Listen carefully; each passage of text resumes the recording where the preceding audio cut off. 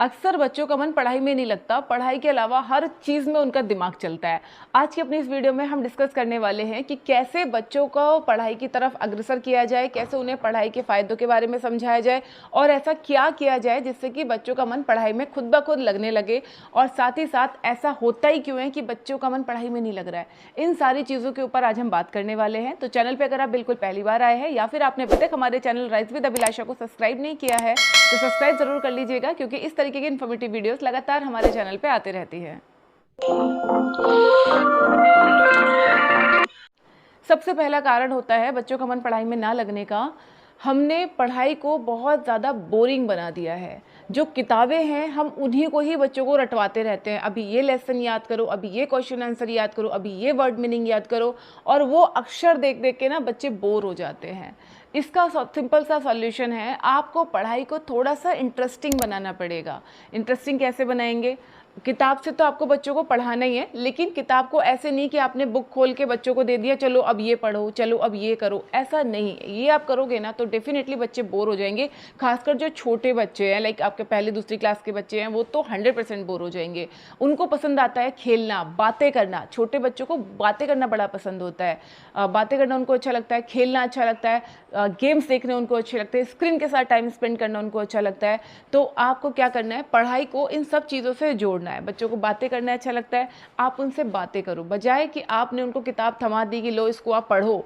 इससे अच्छा है कि आप उनको ये चीज़ें बोल बोल के बताओ, जो किताब में लिखा है वो बोल बोल के बताओ, कहानियों से उनको कनेक्ट करो चीज़ों को। इससे पढ़ाई थोड़ी इंटरेस्टिंग हो जाएगी बच्चों के लिए और उनको खुद ब खुद पढ़ने में मज़ा आने लगेगा।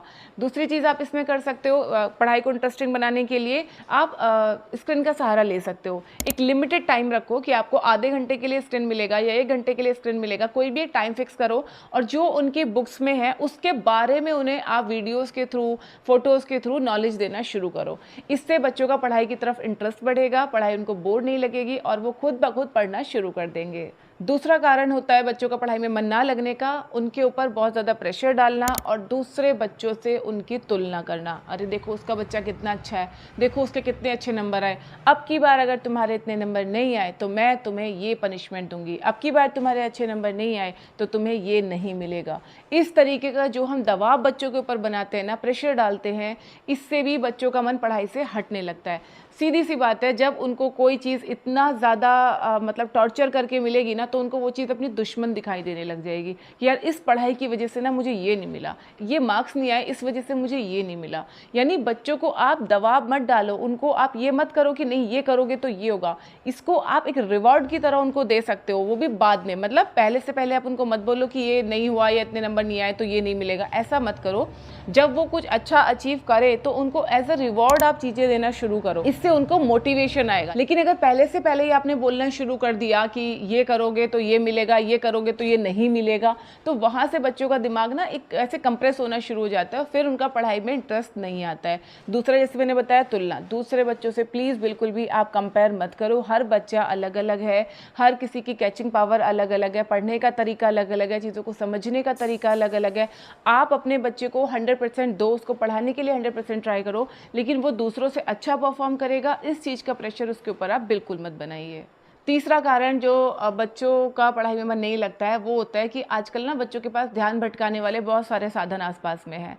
सामने टीवी चल रहा है, बगल में मोबाइल रखा है, उधर मम्मी बात कर रही है पड़ोस में, बच्चे नीचे खेल रहे हैं, उनके शोर की आवाज़ आ रही है, पढ़ाई बहुत बोरिंग है और वो सब बहुत इंटरेस्टिंग है, तो बच्चों का ध्यान उधर चला जाता है। एक चीज़ हमेशा ध्यान रखें बीइंग अ पेरेंट, जिस वक्त बच्चे पढ़ाई कर रहे हैं उस वक्त आप लोग भी आपस में बहुत ज़्यादा बात मत करो, जोर जोर से बात मत करो, और एटलीस्ट उनके पास बैठ के तो फालतू के इधर उधर के टॉपिक्स के ऊपर तो बिल्कुल बात मत कीजिए। इतने बजे हम इसका रिवीजन करेंगे, इतने बजे हम टेस्ट लेंगे, वो सारी चीज़ों का ना प्रॉपर टाइम टेबल बना दो। उससे क्या होगा, बच्चे के ऊपर दबाव नहीं आएगा, उसको पता है कि मुझे 1 घंटा, 1.5 घंटा, 2 घंटा, मुझे इतना ही देर पढ़ना है, इसके बाद मुझे आधे घंटे का टाइम खेलने के लिए मिलेगा या इसके बाद आधे घंटे का टाइम मुझे स्क्रीन देखने के लिए, टीवी देखने के लिए मिलेगा। ठीक है, तो अगर आप इस तरह से टाइम को थोड़ा डिवाइड कर देंगे तो बच्चा पढ़ाई को लेकर डरेगा नहीं, उससे बोर नहीं होगा और फिर उसको खुद से उन चीज़ों में मज़ा आने लगेगा। चौथा कारण हो सकता है बच्चे को पढ़ाई समझ में ही नहीं आ रही है। अगर उसको पढ़ाई समझ में नहीं आएगी तब भी उसका पढ़ाई में इंटरेस्ट नहीं आएगा, क्योंकि जो चीज़ समझ में नहीं आती ना वो हमें बोर ही लगती है। तो हमें बच्चे को समझाने के लिए अलग अलग तरीके ट्राई करने हैं। ज़रूरी नहीं है कि जिस तरीके से एक बच्चे को समझ में आ गया दूसरे बच्चे को ही वैसे ही समझ में आ जाएगा, या बीइंग अ पेरेंट जैसे आप बच्चे को पढ़ा रहे हो बच्चा उन चीज़ों को वैसे ही समझ लेगा। अगर आपके बच्चे को पढ़ाई समझ में नहीं आ रही है, उसको क्वेश्चन आंसर समझ में नहीं आते, उसको लर्न करना नहीं आ रहा है, उसको रीडिंग करना नहीं आ रहा है, तो आप अलग अलग तरीके ढूंढो कि कैसे पढ़ाई को इंटरेस्टिंग बनाया जाए, कैसे उसको उस तरह से समझाया जाए जिसमें उसको समझ में आ जाए। आप उस पर प्रेशर मत डालो, जैसे मैंने पहले ही बताया कि नहीं तुमको तो पढ़ना ही है, पढ़ना ही है। अगर वो नहीं पढ़ रहा है, अगर उसको नहीं याद हो रहा है, नहीं वो चीज़ें लर्न कर पा रहा है, तो कारण ढूंढने की कोशिश कीजिए कि ऐसा हो क्यों रहा है, और फिर उस कारण का सॉल्यूशन भी ढूंढिए। पांचवा कारण हो सकता है बच्चे का पढ़ाई में मन ना लगने का, थकान और नींद की कमी। छोटे बच्चे होते हैं ना तो वो बहुत ज़्यादा उछल कूद मचाते हैं, बहुत खेलते हैं, बहुत भाग दौड़ करते हैं, जिसकी वजह से वो बहुत टायर्ड हो जाते हैं। अगर बच्चा पूरा दिन एक्टिविटीज़ कर रहा है, स्कूल में भी अगर वो स्पोर्ट्स वगैरह में है, काफ़ी भाग दौड़ करता है, खेलता कूदता है, और वो शाम को आके एकदम थक जा रहा है, उसको एकदम नींद आ जा रही है, तो फिर वो पढ़ाई कैसे करेगा? ऑब्वियसली उसको पढ़ाई में बिल्कुल भी उसको अच्छा नहीं लगेगा। तो पहले आप बच्चे को फ्रेशनेस का एहसास कराइए, उसको कुछ अच्छा खिलाइए, उसको न्यूट्रिशियस खिलाइए ताकि न्यूट्रिशन बरकरार रहे और उतनी सारी एनर्जी को खर्च करते हुए वो एनर्जेटिक बना रहे।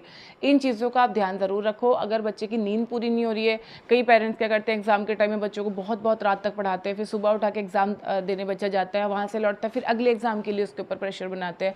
तो ये चीज़ें अगर आप कर रहे हो, बच्चा इंटरनली बहुत थका हुआ है, फिजिकली बहुत थका हुआ है, तब भी उसका पढ़ाई में मन नहीं लगेगा। तो जैसे मैंने आपको पहले बताया, बच्चे का एक प्रॉपर टाइम टेबल बनाइए, उसके हिसाब से आप उसको पढ़ाइए, उसके हिसाब से आप उसको खेलने का टाइम भी ज़रूर दीजिए, दोस्तों के साथ जाने का टाइम भी ज़रूर दीजिए।